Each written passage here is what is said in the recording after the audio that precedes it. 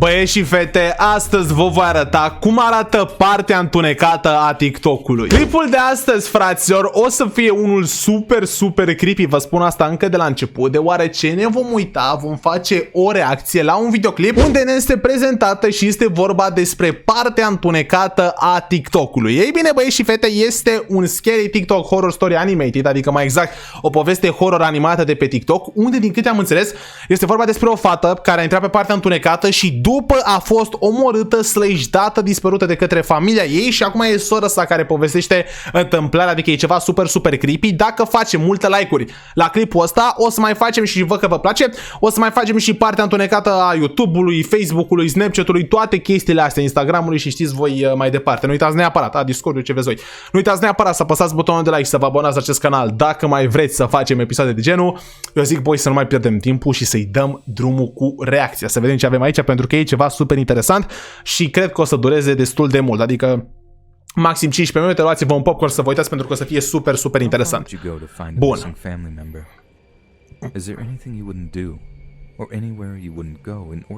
Bun. Deci asta ne întreabă cât de departe ai merge dacă gen ar trebui să ajuți, gen să recuperezi pe cineva iubit ție, cât de departe ai merge să salvezi o persoană din familia ta.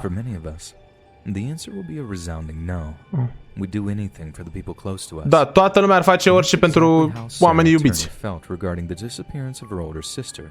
Bun. Și așa. Bun, deci în anul 2001, boys, chestia asta, adică o fată pe nume ARATÂN s-a dus până în Pânzele Albe ca să o găsească pe sora ei, pe care o chema Alisa, și a fost dată dispărută. Over the years, Sarah tried almost every means at her disposal in her quest for answers. She started Facebook and Instagram accounts dedicated to spreading awareness of Alyssa's absence. Bun, deci asta era, boys, asta era Sara și a început să facă... a făcut și blog. Bun, boys, deci fiți atenți, Sara asta, care era schema cu ea? Sora ei a fost dată dispărută, Alisa. Și a început și a făcut conturi de Instagram, de Facebook și a făcut până și un blog unde era dreptate pentru Alisa. Ideea e că ea voia să, cum îi zice, să facă dreptate pentru Alisa. Pentru sora sa, voia să o găsească pe sora sa.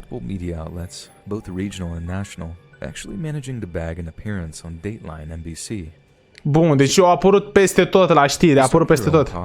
A făcut și un podcast, deci bă, efectiv a fost dedicată 100% să o găsească pe sora sa, pe Alisa.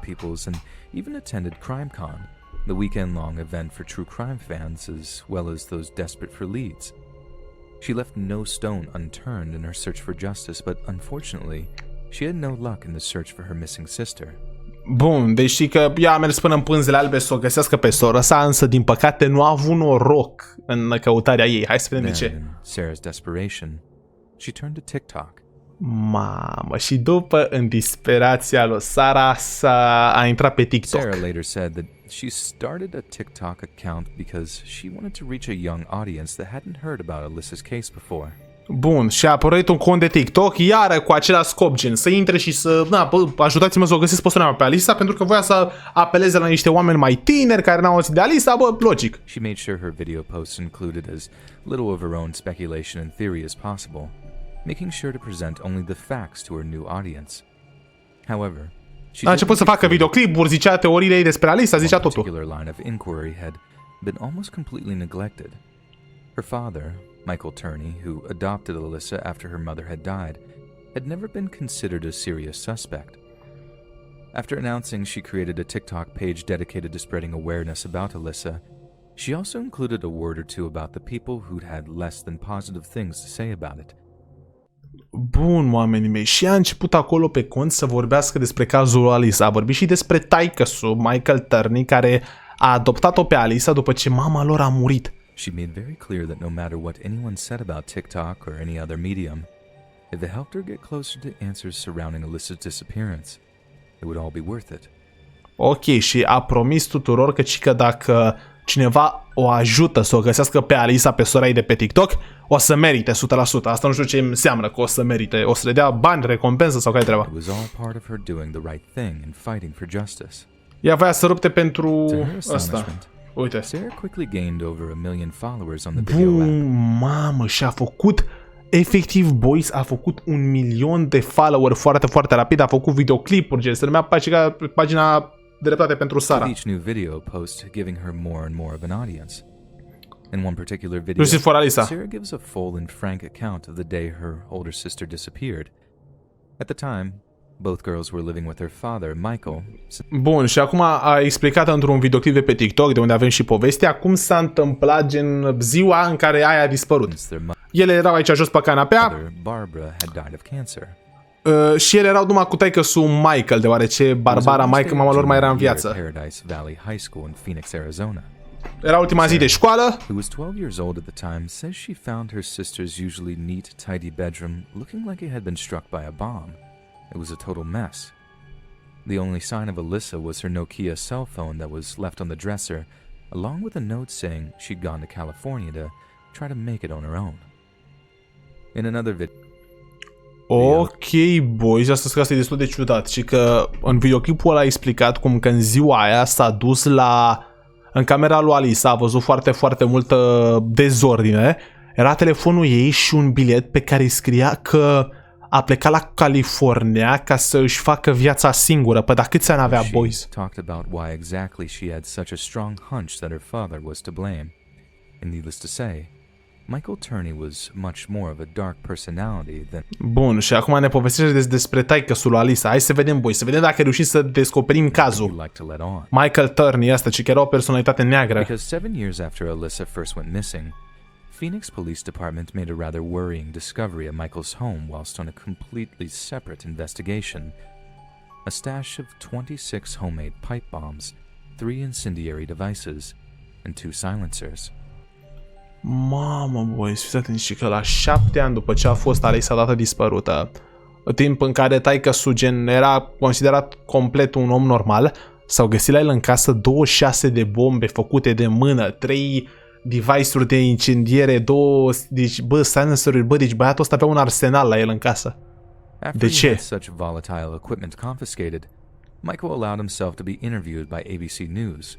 Bun, și după ce a fost confiscat, a fost intervieviat la ceva companie de știri. During the interview, he told journalists that he had been planning to take his own life in order to bring attention to Alyssa's case. Wow, ok. Și când a fost întrebat de ce a avut bombele alea acolo, a zis că voia să se sinucidă, gens, ca să facă dreptate pentru Alisa. But added that the bombs found in his home had actually been planted there by police officers attempting to frame him for his daughter's disappearance. Mamă, sau a zis că au fost puse acolo de polițiști, gen, ca să înșeneze lui ăsta care a răpit-o pe fiică sa. Denied having anything to do with. They have no proof whatsoever of anything other than rumors, innuendos, and lies. There's only 2 people that can confirm whether I did it, and one is me, and the other is Alyssa. Alyssa's not here, and I'm sitting here, and all I can say until hell freezes over, I didn't do a thing to my daughter. In March of 2010, Michael pleaded guilty to possession of the unregistered pipe bombs and was sentenced to 7 years in prison for owning the explosives and all the silencers.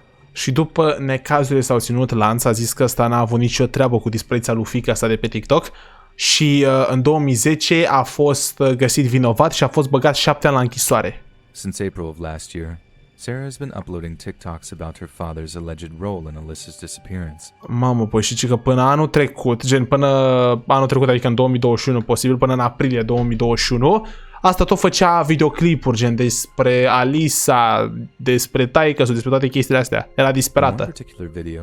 Și într-un videoclip a zis, care are 13 milioane de vizualizări, she shared home VHS footage from March 29th, 1997. A arătat o filmare din 1997. 4 ani înainte ca Alisa să fie dată dispărută. Sarah plays what she claims is a recorded conversation she had with her father a few months after he got out of prison in 2017. The meeting took place at a Starbucks and lasted for over an hour. Ok, boy, și fiți atenți, asta a început să arate pe TikTok-ul ei toate chestiile posibile. Mamă, deci eu n-am găsit chestia asta pe TikTok unde a început să arate toate dovezile ca să ajute lumea să o găsească pe Alisa. Și cică înainte, gen după ce a ieșit taică-su de la închisoare în 2017, a înregistrat o convorbire cu el când s-au întâlnit. I felt a lot of different emotions afterwards, Sarah says. I was sad that he still refused to give me any answers. I was hoping that putting those statements on TikTok would prompt the police to finally bring him to a grand jury for questioning. Bun, deci eu a zis aia că e dezamăgită că taică-su în acea filmare nu a zis nimica, adică nu... Efectiv n-a zis nimica despre sora sa sau ceva de genul. Nu i-a dat niciun răspuns și se gândea că dacă își face un cont de TikTok și atrage foarte, foarte multă atenție, o să, băieții o să zică, bă, hai să-l arestăm și să vedem dacă are treabă cu chestia asta. In February 2019, the case was formally submitted to the county attorney's office requesting homicide charges to be made against Michael. Mamă, și în 2019, abia în 2019, băi, s-a făcut s-a deschis din nou cazul. It would take another 6 months for the attorney to make a decision. Until then, all anyone could do was wait. Și după ce că atunci 6 luni trebuia să se ia o decizie și toată lumea a așteptat. Then, to the shock of almost everyone involved in the case, și după la șocul tuturor, hai să vedeți ce s-a întâmplat? The attorney was indicted on charges of murdering his own daughter. Maricopa County Attorney Alistair Adele. Boys, și după taică-su a ieșit vinovat că a omorât-o pe fiică-sa de pe TikTok. Not elaborate on what exact evidence led to Mr. Turney's arrest, but did confirm that the indictment was issued by a grand jury. Mamă, deci că nu existau așa de multe dovezi, însă decizia a fost luată de către un juriu bine pregătit. Sarah Turney and her TikToks with having helped solve the case. Mamă, și Sarah Turney, adică ea și TikTok-urile ei au ajutat la caz. Sarah Turney, your perseverance and commitment to finding justice for your sister Alyssa is a testament to the love of a sister. And because of that love, Alyssa's light has never gone out. And she lives on in the stories and photos you've shared with the community, Adele said. This passion you have demonstrated to her during your journey is Deci, boys, i-a zis judecătorul, i-a zis un discurs foarte, foarte drăguț, i-a zis că datorită ție am reușit să rezolvăm cazul, datorită ție Alisa niciodată nu a murit, trăiește prin noi și prin videoclipurile tale. Forever. Sarah had said she will continue to make TikTok videos about Alyssa's case until her killer is brought to justice, and whether or not that killer is her own father remains to be seen. Și, boys, momentan încă nu s-a rezolvat tot cazul și numai se bănuiește că e taică-su. Every evening after work, she scans all of her social media accounts on TikTok, Facebook, Instagram, YouTube, plus her blog to see whether anyone has come forward with new information or tips. Mamă, și că asta se întâmplă și acum, gen. And then she sits down with the thousands of documents she's acquired. Bă, și deci asta e disperată, când vine de la muncă numai asta face, boys. Încearcă să o găsească pe sora sa sau să afle ce s-a întâmplat cu ea, probabil sora sa e moartă. I read through approximately 3,000 pages of case documents that were released to the public by the police and gone through a few hundred hours of home footage, video, and interviews that I've conducted with Alyssa's friends and family, she says. And no, I won't ever stop. Ce că nu o să mă opresc niciodată. Sarah and Alyssa's story is truly inspirational. Ce că e foarte inspirațională. Au căutat dreptate, gen și iubire între surori. Mamă, ce drăguț. Bă, băieți și fete, tocmai ce am căutat și există. E din viața lui Sarah Turney. Mamă, men. Uitați-vă, ea pe bune încă face TikTok-uri pe chestia asta și încearcă să o găsească pe sora sa. Puteți vedea aici pe ecran, mamă, cât de interesant. Ei bine, băieți și fete, că am văzut cu acest episod. Dacă v-a plăcut, nu uitați neapărat să apăsați butonul de like. Bă, și chestia asta există pe bune. Deci, bă, a fost o poveste super interesantă. Scrieți la comentarii dacă v-a plăcut. Eu am fost Marusiancu și ne vom revedea curând cu episodul nevoie. Să seară minunată, baftă-mi la școală, pa, pa.